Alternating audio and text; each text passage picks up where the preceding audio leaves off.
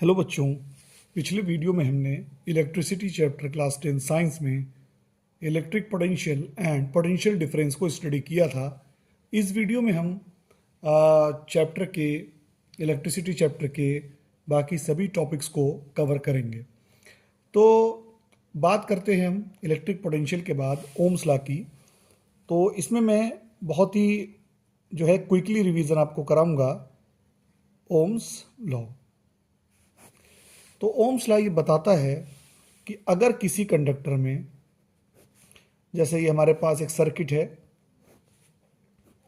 और हमने यहाँ पर एक बैटरी लगा दी, मान लीजिए 2 वोल्ट की, और इसकी वजह से इसमें करंट मान लीजिए 1 एम्पियर फ्लो हो रहा है रेजिस्टेंस के अंदर। तो ओम्स लॉ ये बताता है कि अगर if the temperature and physical dimension यानी length or cross sectional area etc, if the temperature remains constant, then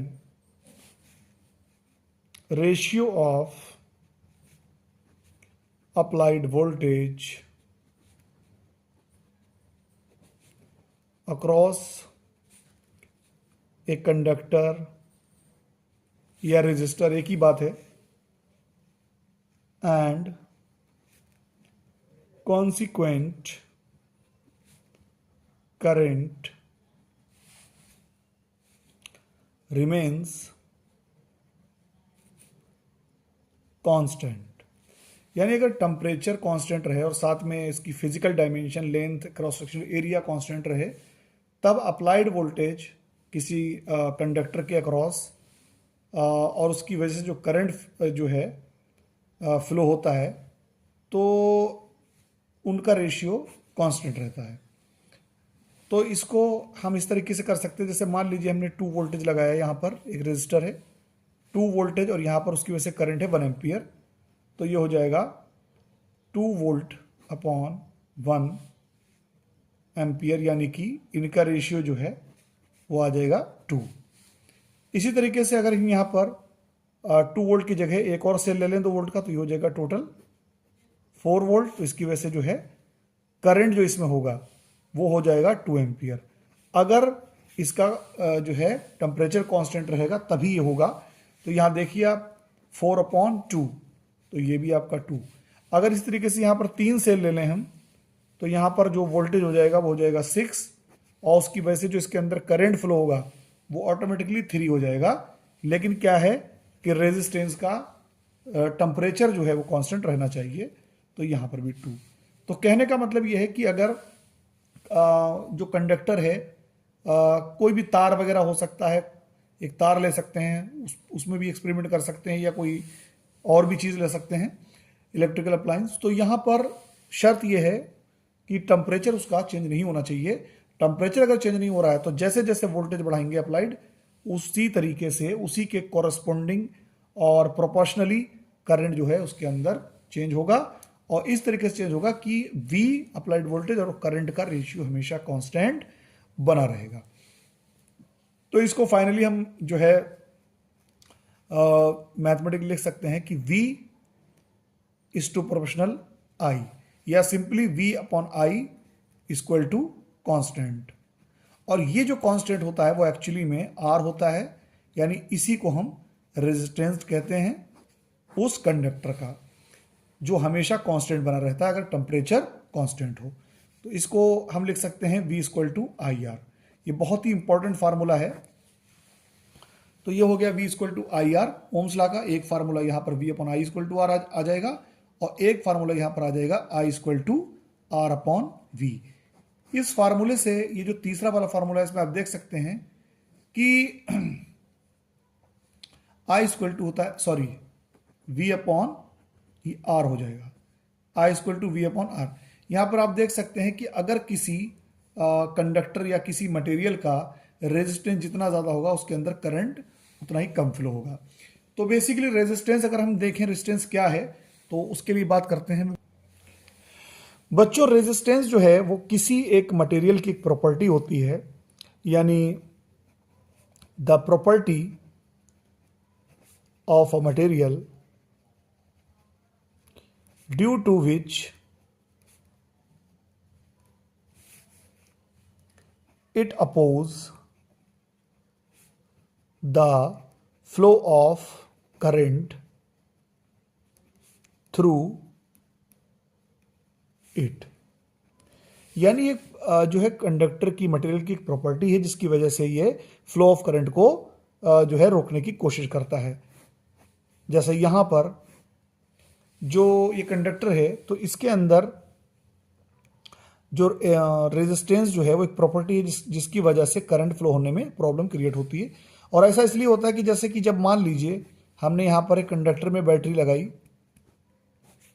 तो यहाँ पर इलेक्ट्रॉन जो होते हैं वो पॉजिटिव जो है टर्मिनल की तरफ फ्लो होने लगते हैं, लेकिन इलेक्ट्रॉन जो होते हैं वो उनके चारों तरफ एटम्स भी होते हैं, दूसरे इलेक्ट्रॉन भी होते हैं। तो जब ये मूव करते हैं तो ये एटम से टकराते हैं और अपनी काइनेटिक एनर्जी जो है वो दूसरे एटम्स को ये दे देते हैं और इस वजह से जो है उसका टेम्परेचर बढ़ने लगता है और करंट जो है वो सही तरीके से फ्लो नहीं हो पाता है। तो जो तार जितना ज़्यादा थिक होगा उसका रेजिस्टेंस उतना ही कम होगा, क्योंकि उसको फ्लो होने में ज़्यादा स्पेस मिल जाता है, ज़्यादा रीजन मिल जाता है। लेकिन जो तार या कंडक्टर जितना पतला होता है उसको फ्लो होने में प्रॉब्लम होती है, क्योंकि उसके लिए वहाँ पर मतलब स्पेस नहीं होता है। फिलहाल रेजिस्टेंस का जो यूनिट होता है एसआई, उसको आर से डिनोट करते हैं, उसका एसआई यूनिट होता है ओम, और ये इसका सिंबल है पाई। अब ये जो रेजिस्टेंस है ये बहुत सारे मटेरियल जैसे कंडक्टर होता है, कंडक्टर में प्योर मेटल हो गई आपकी जैसे एल्युमिनियम कॉपर वगैरह, इनका रेजिस्टेंस कम होता है। और जो अलॉय होते हैं उनका रेजिस्टेंस जो है वो मीडियम होता है। और जो नॉन मेटल होते हैं जैसे प्लास्टिक वगैरह, इनका रेजिस्टेंस बहुत ज़्यादा होता है, इसलिए इनमें करंट ही फ्लो नहीं होता है। तो रेजिस्टेंस डिपेंड किस पे करता है वो समझिए आप। ऑन विच फैक्टर्स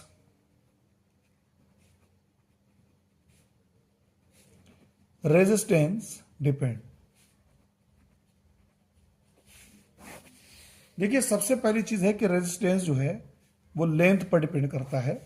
यानी कि कोई कंडक्टर, जैसे कोई तार मान लीजिए एल्युमिनियम या कॉपर वगैरह का, ये सब कंडक्टर हैं, तो अगर किसी भी कंडक्टर की लेंथ जितनी ज्यादा होगी उसका रेजिस्टेंस उतना ही ज्यादा होगा।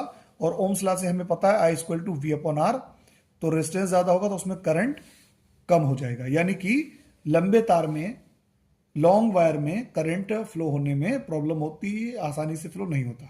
तो एक तो ये है। दूसरा है आर इज प्रोपोर्शनल टू 1/स्मॉल ए, यानी cross sectional area. Cross sectional area का मतलब ये है कि जो तार होता है उस तार का ये सामने वाला जो पार्ट है इसको क्रॉस सेक्शनल एरिया कहते हैं। और ये जो है जितना ज्यादा होगा रेजिस्टेंस उतना ही कम होगा, और तो रेजिस्टेंस कम होगा तो करंट आसानी से फ्लो होता है, मोटे तार में करंट आसानी से फ्लो होता है। तीसरा यहां पर है बच्चों कि रेजिस्टेंस जो है वो मटेरियल पर भी डिपेंड करता है। जैसे मैंने भी बताया कि अगर वो कोई मेटल है तो उसका रेजिस्टेंस कम है, और अगर नॉन मेटल तो रेजिस्टेंस उसका हाई है। और चौथा टेम्परेचर पर भी डिपेंड करता है।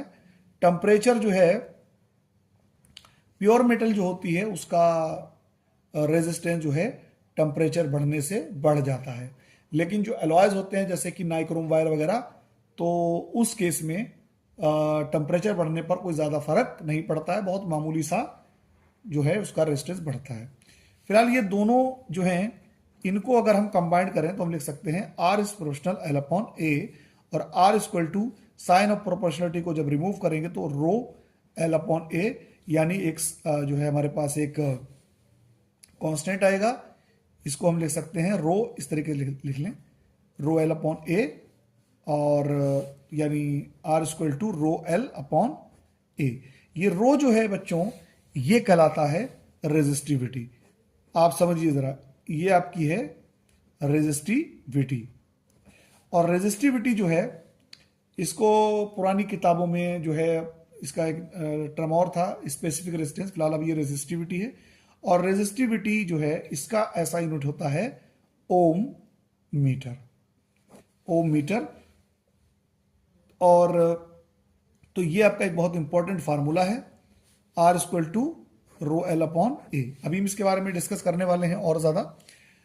देखिए रेजिस्टेंस डिपेंड किस किस पर कर रहा है, लेंथ पर कर रहा है, एरिया पर कर रहा है, लेकिन जो रेजिस्टिविटी है वो लेंथ और एरिया पर डिपेंड नहीं करता है। चाहे आप पतला तार ले लें या मोटा तार लें, रेजिस्टिविटी उसकी फिक्स होगी, लेकिन टेम्परेचर पर डिपेंड करती है ये रेजिस्टिविटी।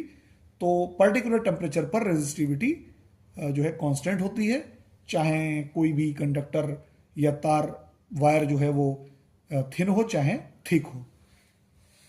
तो यहां पर जो रेजिस्टिविटी है इसकी एक डेफिनेशन अगर हम किस तरीके से लिख सकते हैं, डेफिनेशन में इसके बारे में बताता हूं तुम्हें। देखिए बच्चों, रेजिस्टिविटी जैसे मैंने फॉर्मूला बताया था, R equal to rho L upon A. तो ये जो रो जो है, यहां पर अगर हमारे पास कोई वायर हो और उसकी लेंथ हमारे पास हो L बराबर 1 मीटर और क्रॉस सेक्शन एरिया उसका हो जाए 1 मीटर स्क्वायर, तो उस केस में R बराबर हो जाएगा रो, क्योंकि L भी 1 A भी 1। तो उस केस में हम ये कह सकते हैं कि रेजिस्टेंस जो है, रेजिस्टेंस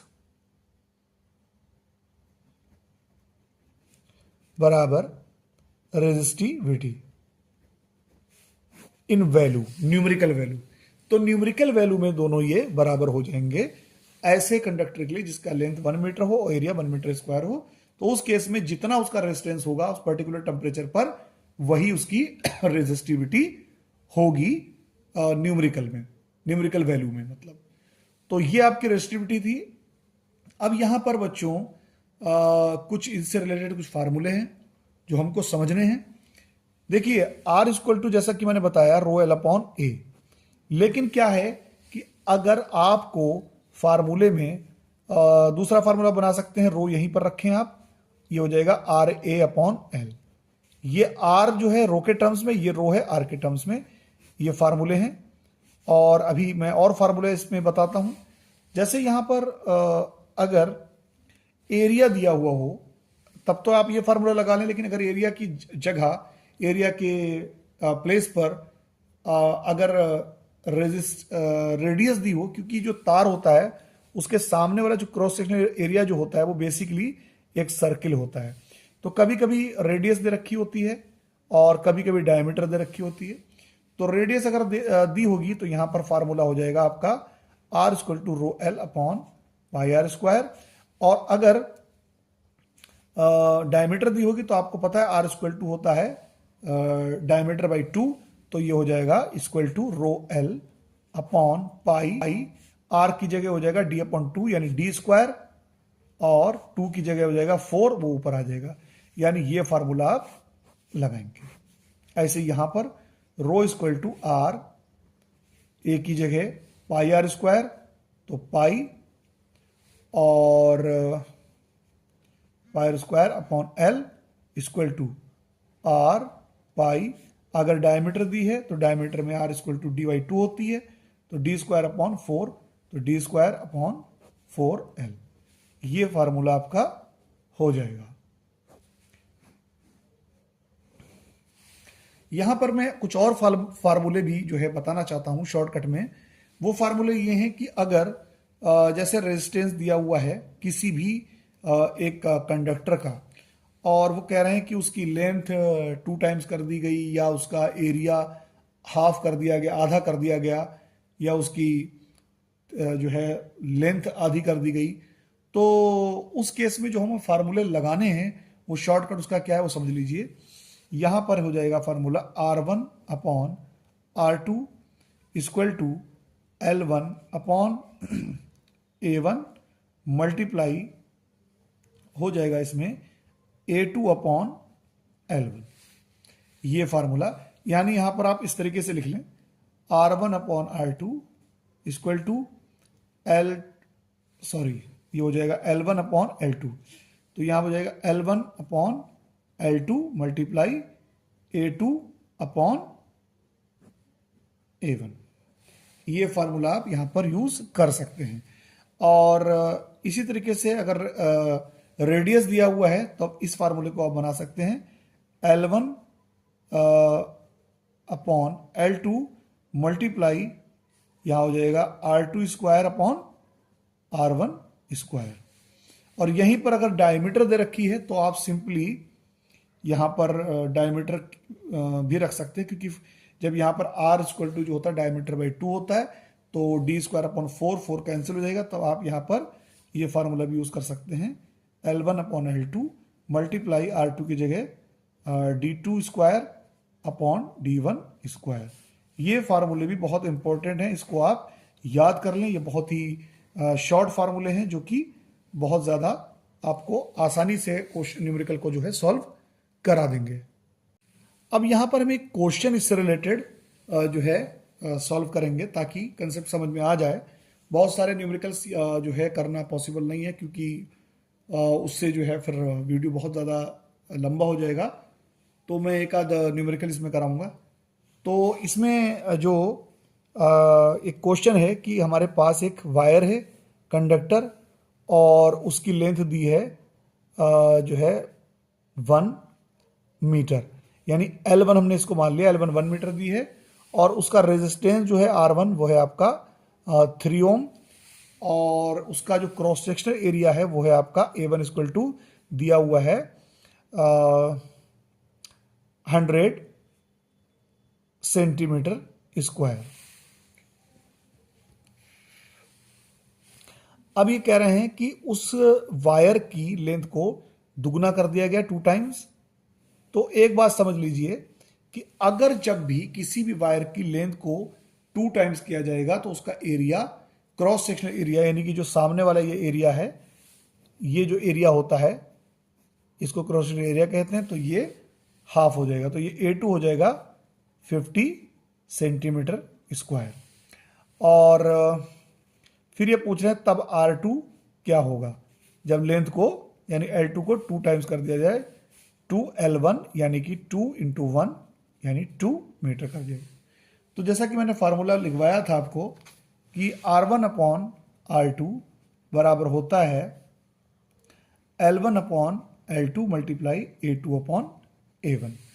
तो यहाँ पर हमें R2 निकालना, तो इस फार्मूले को हम यहाँ से इधर रेसिप्रोकल कर दें तो राइट साइड वाला भी रेसिप्रोकल हो जाएगा। तो R2 अपॉन R1 बराबर हो जाएगा L2 upon L1 multiply A1 upon A2। R2 हमको निकालना है, R1 दिया है हमारा 3 इक्वल टू L2 कितना दिया है यहाँ पर 2, और L1 कितना है यहाँ पर 1 मल्टीप्लाई A1 दिया है 100 से, लेकिन इसको हमें मीटर स्क्वायर में बदलना पड़ेगा। तो 100 हालांकि ना भी बदलें तो भी यहाँ पर वो जो इसको हम मीटर स्क्वायर में बदलेंगे तो कट जाएगा, फिर भी 100 इंटू 1 सेंटीमीटर में जो है 10 की पावर -2 मीटर होते हैं, लेकिन यहाँ स्क्वायर है तो ये जाएगा 100 इंटू 10 की पावर -4 मीटर स्क्वायर। और इसमें जो L2 है ये भी हो जाएगा आपका 200 इंटू 10 की पावर -4 मीटर स्क्वायर। तो आप कोई दिक्कत नहीं, ऐसे रख दें, यहाँ पर वो कट जाएगा। तो A1 की जगह हो जाएगा 100 इंटू 10 की पावर -4 अपॉन 200 इंटू 10 की पावर -4, ये कट जाएगा।